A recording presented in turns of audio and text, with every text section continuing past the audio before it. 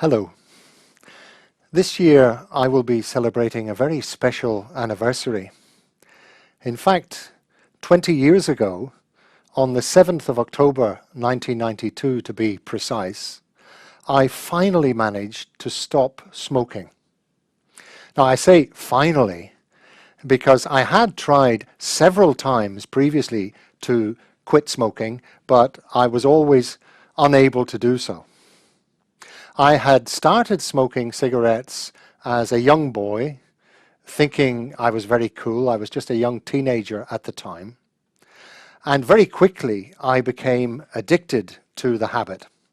Over the years, of course, I became increasingly aware of the dangers of smoking, the dangers to my health.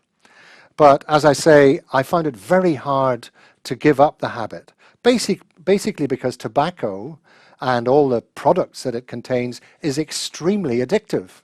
And as I say, I had become an addict. In the end, it was only when my wife and I decided that we were going to try and have children, start a family, that I was finally able to make the breakthrough and quit the habit. I didn't want my children growing up in a smoke-filled atmosphere because, of course, by then I had learnt something about the dangers of passive smoking in particular. So, as I say, finally on the 7th of October 1992, a historic date for me, I smoked my last cigarette, or at least what I hope will be my last cigarette.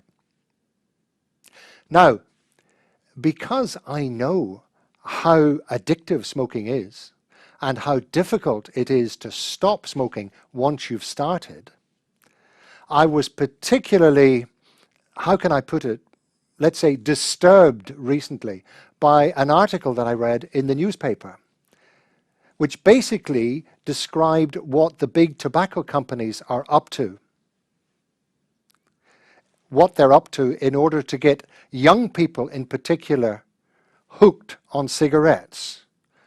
They are actually increasing the amount of addictive substances in cigarettes in order to get young people hooked and keep them hooked. And this seems to me to be totally unacceptable at a time when governments around the world are trying to wean people off this terrible habit. Thank you.